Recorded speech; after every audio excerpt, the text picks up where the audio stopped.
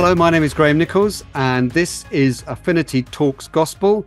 It's a podcast where we talk with our various members, agencies, churches, organizations, and individuals who are involved with Affinity and seeking to encourage and equip and edify people as they seek to bring the gospel to our nation.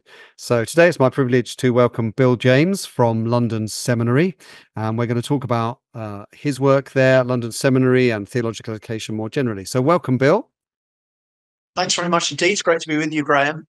Tell us a little bit about yourself, about the kind of your history before you ended up in London Seminary, perhaps a bit how you became a Christian, be good.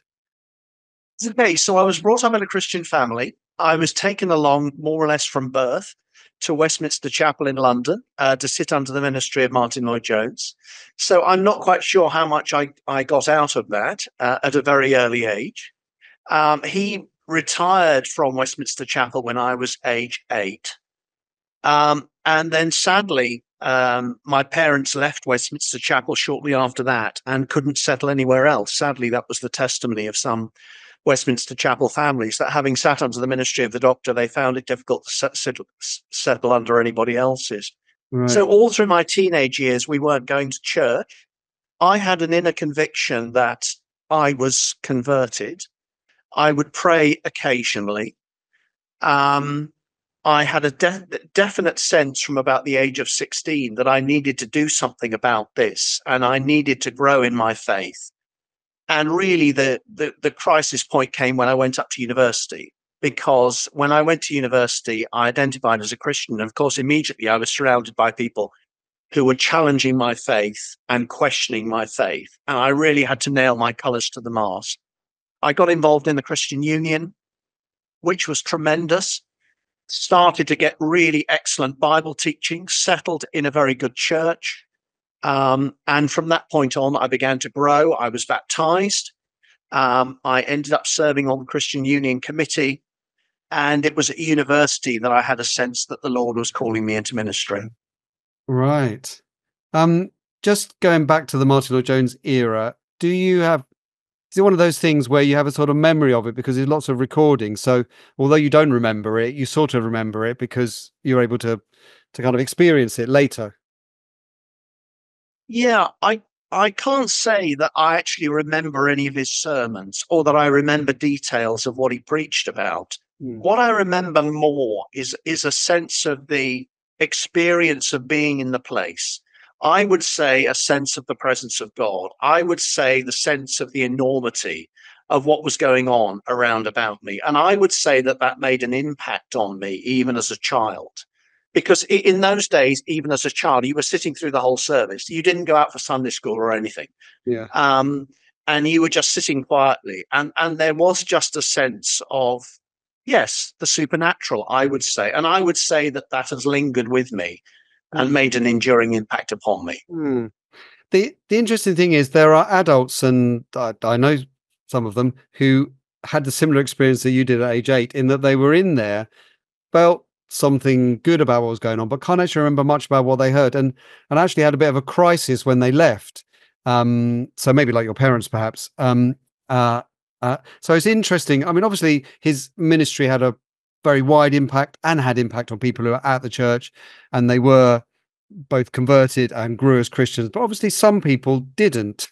they experienced the ambience, but not really, got the substance of it really. Yeah, it's very interesting and also very sad when you reflect on some of the fallout and some of the legacy of what happened at Westminster Chapel in the succeeding years. Yeah. But still, when you look around evangelicalism and when you look at the impact of the doctor's ministry on evangelicalism, he was such a giant, and so many were converted, and so many grew and developed in their faith. So I think he did have a formative impact upon many people. Definitely. Yeah, and I still listen regularly to Lloyd-Jones' sermons today. I have the Lloyd-Jones app on my phone, and the quality is fantastic. They cleaned it up digitally, and I just still find it tremendously edifying and helpful. Yeah, someone Robert Strivens, who's your predecessor there, he came and did a talk in one of the gospel partnerships locally here about Lloyd-Jones's evangelistic sermons, which was quite a revelation, really, because we're much more used to his kind of expositionary, slow working through chapters of the New Testament epistles and so on. But his evangelistic sermons were really interesting, and they work in a contemporary setting as well. Obviously, not necessarily playing them, but the kind of model of what he does was very up to date, actually. Yeah. Well, of course, Lloyd-Jones was very much following after the sort of Puritan Spurgeonic tradition of preaching to the heart. Yeah. And when you're preaching to the heart, that has a transcultural emphasis, really. Yeah. Mm.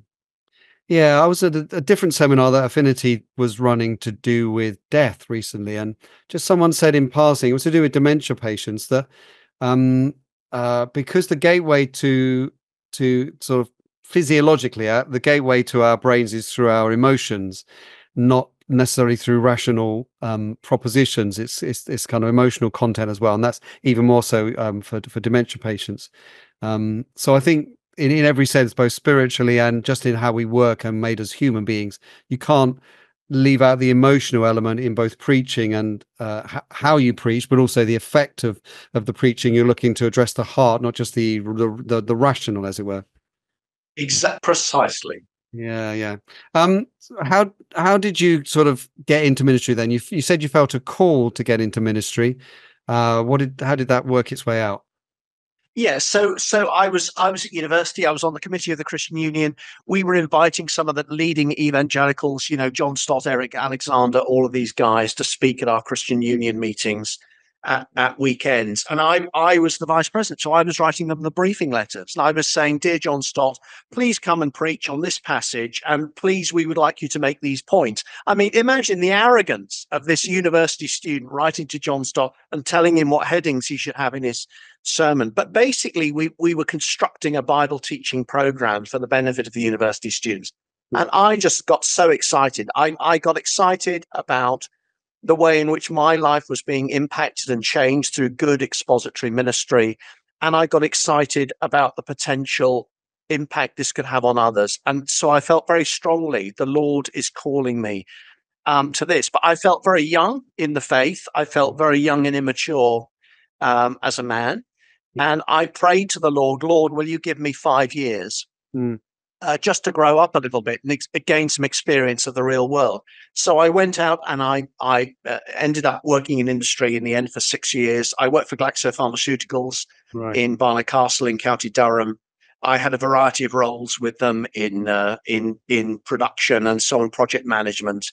And that was enormously helpful for me in gaining skills that I think ultimately were helpful to me in later life. Oh, excellent. And did you then train for ministry, or did you do it vocationally?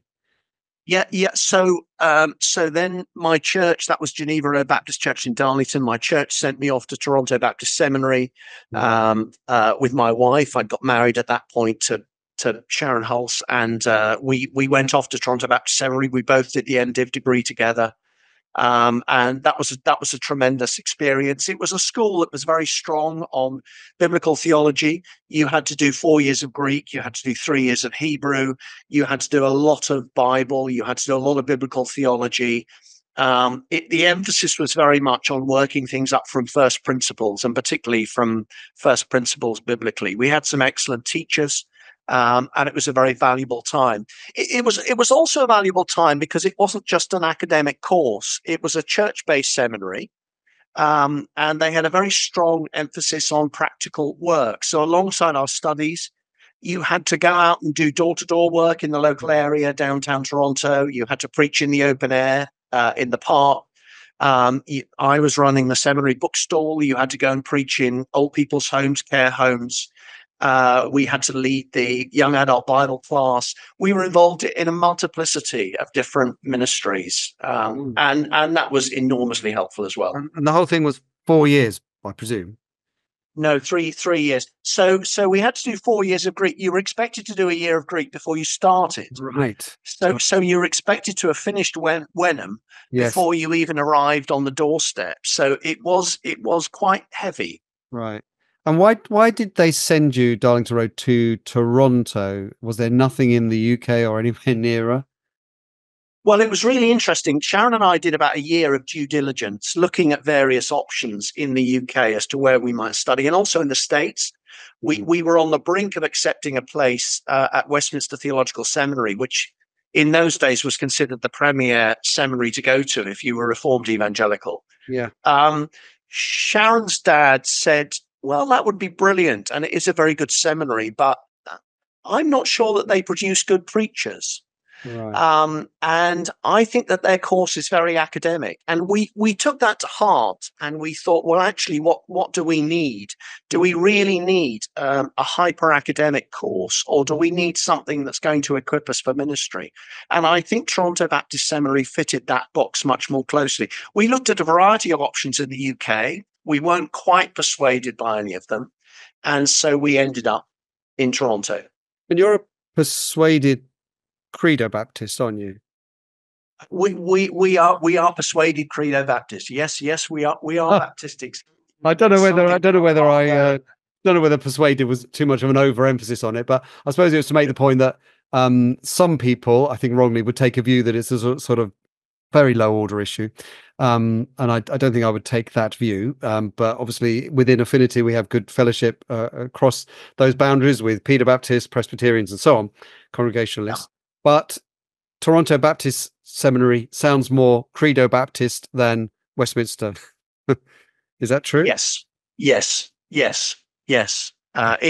very much Baptistic. It was a slightly odd place because it was sort of Reformed, but the church was sort of King James only, and it sort of still had some fundamentalist elements, and it was Sankey songs and solos. So we were way outside our comfort zone culturally in many, many ways, but there was lots of good stuff that we took advantage of. It was a real learning experience. And then you came back and started ministry in the UK somewhere, presumably. Yes. So we came back to the UK. We landed. This was, of course, pre-internet, and you just looked for preaching opportunities. It was all word of mouth. We happened to stumble upon this new church in Leamington Spa, which had been going for about 5 years. And they invited me to preach. And really, from that first Sunday, Sharon and I fell in love with the church family there. Very quickly, they called us, and we began ministry there. Wow. And how long were you there? Because that's where I knew of you first. So you must have been there the whole time you were in sort of paid full-time ministry. Yeah. So that was the only place I was ever a pastor. I was there 26 years. Yeah. So yes, that was it was a lovely church family. That was the place where our children grew up and were converted. And we are enormously grateful for that church family. They were a tremendous blessing to us. I think they gave to us much more than we ever gave to them. We're still grateful for them. Yeah. And now, what's your job now? So, beginning of 2018, I started as the principal of London Seminary. So over the years of my pastoral ministry, I've been involved in training in various capacity, going to various parts of the world, training men for ministry, Eastern Europe, Brazil, Philippines, Kazakhstan, some African countries, so on. I had various different opportunities to go and be involved in training. I was involved a little bit in training in the UK. I was on the board of London Seminary. I was teaching some pastoral theology here. Yeah. And when the door opened for me to be principal at London Seminary, it seemed to be the logical next step. I had the sense that the Lord was opening the door to a new ministry at Emmanuel for my associate pastor, who had just been called to that position, and closing the door for me and opening a door for me at London Seminary. So, yes. And for those of people who are listening who don't know, what does London Seminary do? What's it for? Okay, well, London Seminary was started in about 1977 by Martyn Lloyd-Jones. He was irked that nonconformists were going to Anglican institutions to train for ministry, and he says, "Why don't we have a good free church college to train men for ministry?" And so, partly it was that provoked him, but also he had a unique a vision for theological education, and I still to this day think it's an absolutely brilliant vision. He was somewhat disillusioned with the academic model for theological education for a couple of reasons.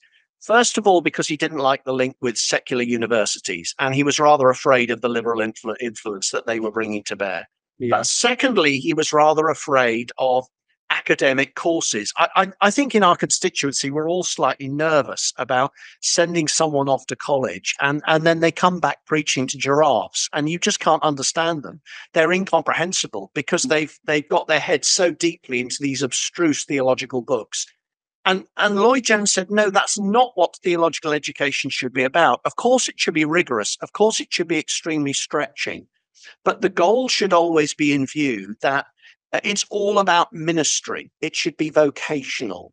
And he said the best people to train pastors are pastors. Right. And so that was the model on which London Seminary was established. And so it's a very rigorous course. For example, biblical languages, Greek and Hebrew, have been compulsory for all students ever since the seminary started. There's a depth which I think matches anything else at other institutions up and down the country. But the flavor of it is, first of all, that the only people sitting in the room are men who are called to ministry. Yeah. And secondly, the only people who are lecturing are men with substantial pastoral preaching experience. And so always the question in the classroom is, okay, what difference does this make to my preaching? What difference does this make to pastoral church life? That's brilliant. And that model continues. Does it? I mean, vocational ministry must have been more exceptional then, I guess. Like not the norm. Whereas it's a bit more the norm now, to be fair. People trying lots of different models of training. Yeah, I think so. Well, there's all sorts of streams within our traditions within the UK, particularly within England. Brethrenism has had a very, very strong influence, a suspicion of theological education, indeed a suspicion of paid ministry, and then within various streams. So, for example, those within the more strict Baptist tradition have been rather suspicious of theological training, slightly more mystical elements, worrying again about this whole thing of getting too academic, of getting too remote, of not connecting. And so, I think there have been suspicions over the years, but now there would be a general expectation that, yes, if someone's going to go into ministry, they should have some sort of training and they should be set apart in some way. Yeah. There were probably in the past the extremes of sort of no training, just do your own private reading and study, or academic training. And now I think maybe London Seminary was the first, but there are a lot of places in between now. That are trying to do that. Do you have? You must have a view about, is vocational ministry better than full-time academic training, or just different? Okay, so I try not to be too partisan. I think there's always a danger in any Christian ministry to become so devoted to our own particular brand that we start sniping at others as sort of rivals. That's true in pastoral ministry.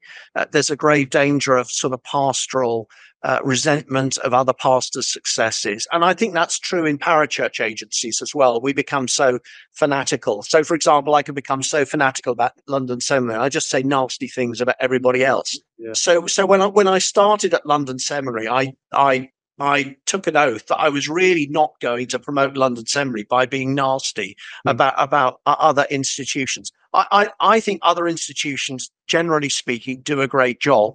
And for all sorts of reasons, different men will choose different institutions for training, for ministry. And for example, if someone went to Oak Hill, I would say, well, you got a great theological education. And there would be other institutions of which I would say very similar things. And of course, I still prefer the London Seminary model.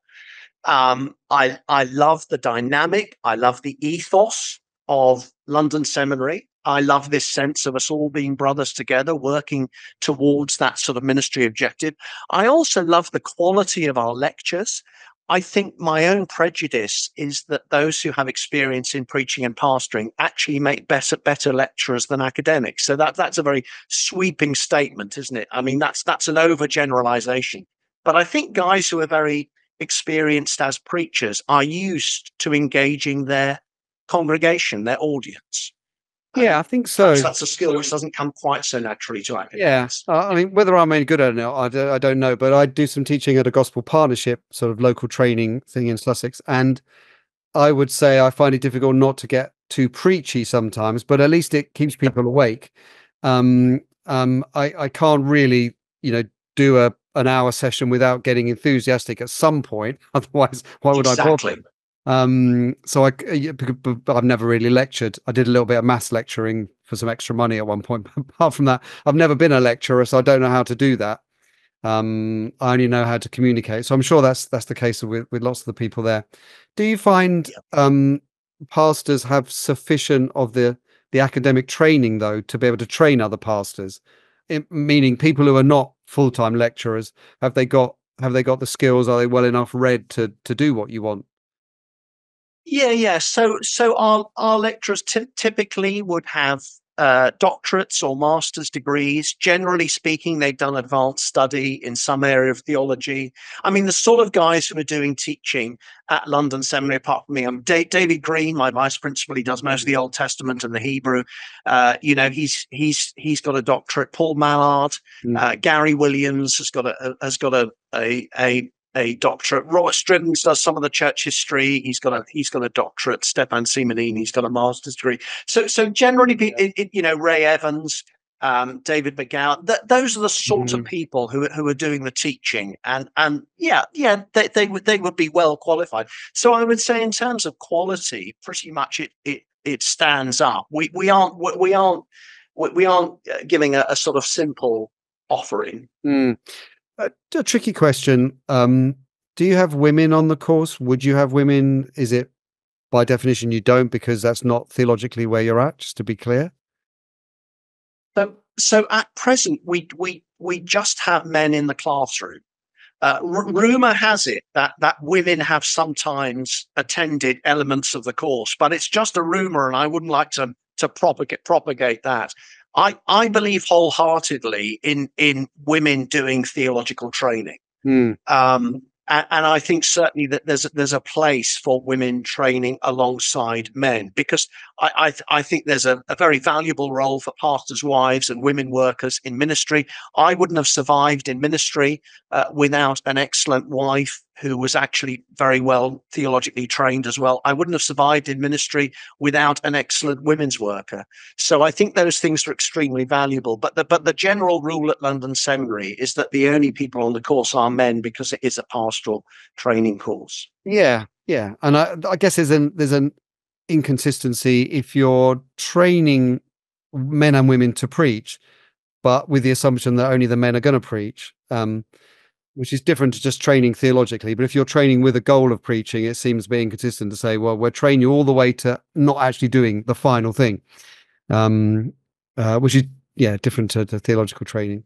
So, but I mean, for example, at London Seminary, we also have the Flourish course. yes. So the Flourish course, it's only 9 days through the year. We do it over 2 years, so 18 days over the 2 years. So I mean, we do provide some training for pastors' wives and women workers, and that's at a serious level. And I think it's extremely popular. We seem to fill up every year. Yeah. I think it is an area where churches are increasingly have to figure out not just what they believe in a sort of tick box sense of, are we complementarian or egalitarian at a very high level, but kind of how it works out, and how we affirm what I think God has taught in the scriptures about men and women and about our different roles, but also about how we both need to contribute to church life.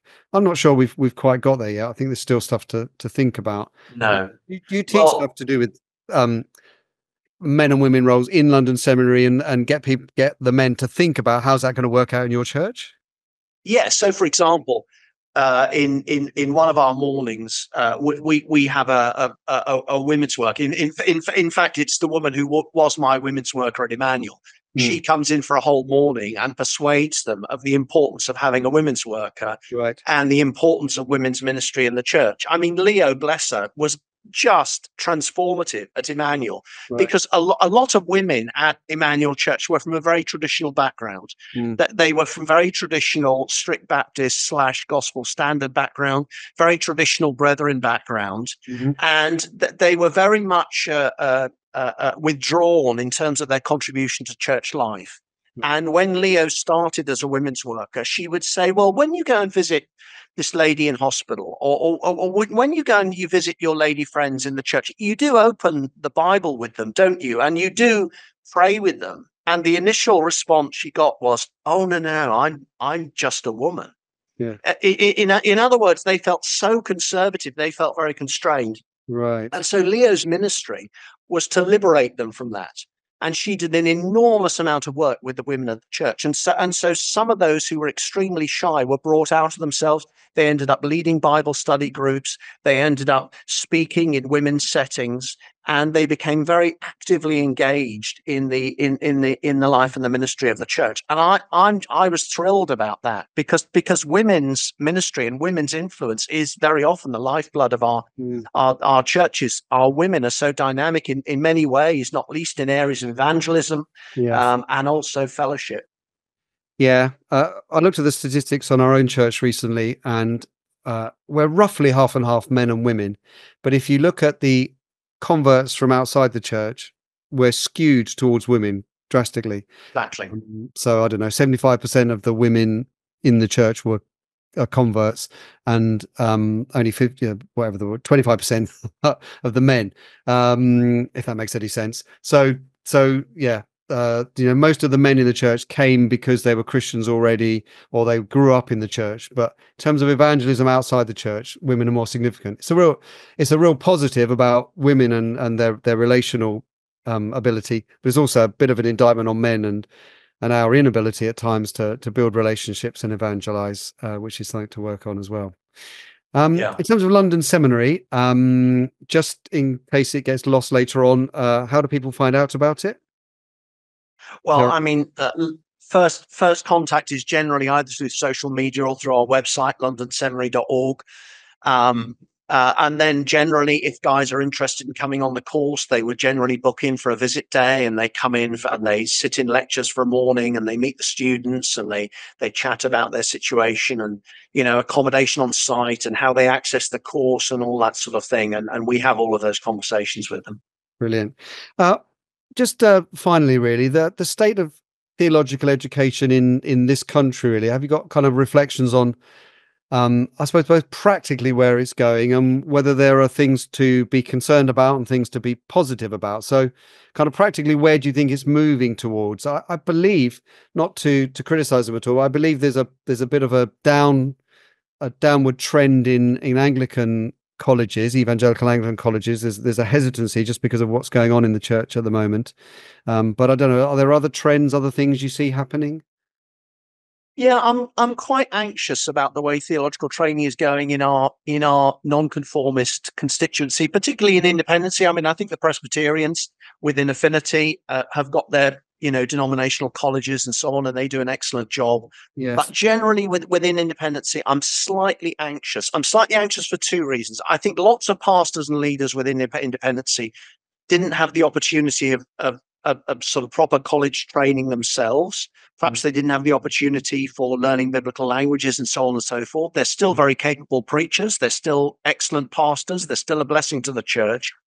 But for those reasons, perhaps because they never had that for themselves, they've never seen what a difference it makes. Right. And so when they've got young men coming up through the churches, they say, oh, well, don't bother with biblical languages. You'll spend hours on, and I've got a way in my ministry without having it. So you probably don't, you see what I mean? And so the bar slips down a little bit. There seems to be a very pragmatic approach that a very promising young man comes along and you want to use him for ministry in your local church. You don't want to send him away to college. And so, well, just do something short and easy and accessible and and online, and don't make it too demanding, and so on and so forth. And then amongst the young men, I'm slightly despondent that I see that lack of due diligence in terms of investigating options. I say, are you thinking about training? Oh, yes, I'm thinking of doing that course. Oh, why are you thinking of doing that course? Well, my mate's doing that course, or my pastor recommended that I do that course. And I said, well, that's great, but have you looked at other courses? Have you not thought about doing biblical language? Oh, no, I haven't thought about it. So Right. for all of these reasons, we seem to be drifting towards lowest common denominator training. Now, some of these training courses do a great job in their own way, and I'm trying not to criticize other institutions, but as a constituency, let's look 25, 30 years down the track. Yeah. What impact is this going to have on our constituency if we've not got pastors who are pastor theologians, who've got depth, who know how to read the text in the original languages, who are able to bring depth in their preaching and teaching and in their training of other men? So my plea would be for any young men looking at training is go as high as you can, set the bar as high as you can, get the best possible training. It might mean investing two or 3 years of your life, but you're investing in what might be, if you're 30 years of age, you've probably got, by the grace of God, 40 years of ministry ahead of you. It's actually a very small investment in a ministry that could make an enormous difference. I think there are cultural reasons just to do with how different generations approach things. There are probably financial reasons as well that are making people hesitant. It's quite well, it seems quite a lot of money, and so people kind of think, could I get the same thing as going to an academic college for 3 years and building up another student loan? Sure. Could I get the same thing but for much cheaper? So I do understand some of those drivers as well. And I think that's part of the attraction of something like London Seminary, that you can be in ministry and doing it, which is yeah. I know plenty of people who are in ministry and are doing 1 days or 2 day there or something. Yeah, I mean, on finances, I think there's two things. I think one thing is that young men have been terrified by stories as to how much money they're going to have to spend. I mean, there are some colleges, which will remain nameless, that charge you £50,000 a year, and men think, wow, it's no way. That's beyond imagination. Yes. But if you come to London Seminary and you live on site in a flat with your family, with all heat and light and gas and electricity and all the rest of it, and all of your meals and all of your tuition fees, and you come here for the whole full-time 2-year course, the total bill at the end will be £50,000. Well, that's not astronomical. And even if you haven't got any money, we've got bursaries. We'll make it work with you. We'll help you to raise support. So those financial barriers, actually, as soon as you start looking at them and you start working with these young men, those financial barriers start to melt away. So I think it's more of a fear factor than a reality. And in terms of the country as a whole, because you're a bit despondent about some things, are there any things to encourage? I mean, is there less liberalism in theological training, or is there more, or how, more broadly across the spectrum? I would say I'm very encouraged, generally speaking, in terms of our progress as evangelicals. I think we could make yet more progress. I think in some circles there is a tendency to what I would describe as biblicism. In other words, all you need is to study the 66 books of the Bible, and that's all you need. In other words, there's a neglect of systematic theology. There's a neglect of historical theology and church history. And I think there's also a failure to really dig down deep to the roots of our current cultural moment. So I think there are all sorts of challenges today, which we're familiar with: issues of gender, sexuality, critical theory, all of those things. I think as evangelicals now, we need to be training guys more rigorously than ever before to deal with some of these somewhat overwhelming challenges. So I think, again, I would just say the more depth, the better. Yeah, brilliant. Well, very good. It's been really interesting. Anything just to kind of give people a bit of a call to action. Obviously, people might want to apply or at least to think about theological training. In terms of people who are training and people who are trained, anything you think people could pray for? We've done this in quite a lot of the podcasts where we say, for Christian teachers or for Christian medics, what should your churches be praying for people who are doing that? What should you be praying for your pastors or trainee pastors? Okay, well, the first thing I would say is pray for more men. Pray that the Lord of the harvest would raise up labourers. The great anxiety in our constituency at the moment is not enough men are coming forward. Yes. I don't know what the Lord is doing. I don't know exactly what's going on in all churches. I don't have the capacity to go around counting exactly, but it seems like not enough men are coming forward. I'm besieged with requests from churches who need pastors, and those pastors don't seem to be out there. Yeah. Secondly, when those men come forward for training at whichever institution they train, pray that not only their heads will be filled with theological knowledge and understanding, but pray that they will be filled with wisdom, pray that they will be filled with the Holy Spirit, pray that they will be filled with power, pray that their ministries will be fruitful, that they would be a blessing to the churches, that their preaching would not be dull, that their preaching would not be mechanical, that their preaching would not just be a Bible talk, but that actually it would make a powerful impact on the church and on the world. And I would say pray for those men then who go out to ministry to persevere. Yeah. A whole department of London Seminary is the Pastors Academy, where we provide pastoral support for pastors who are struggling. We provide ongoing training opportunities, including our master's degree for pastors already in ministry. And there are desperate needs out there of men who are struggling and lots of challenges in ministry. And pray that they would persevere, and pray that they would be refreshed, and pray that they would have wisdom. Brilliant. Will James, London Seminary, thank you very much. Thank you, Graham. It's great to talk to you.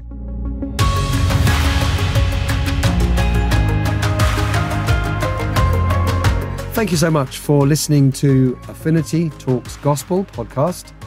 Affinity is a network of evangelical churches and Christian organizations working together, sharing stories in order to encourage and equip God's people to preach and live the gospel in this generation. If you're interested in supporting this ministry, we'd love you to join us. Just head over to affinity.org.uk/join to find out more. And we look forward to catching up with you on the next episode of Affinity Talks Gospel.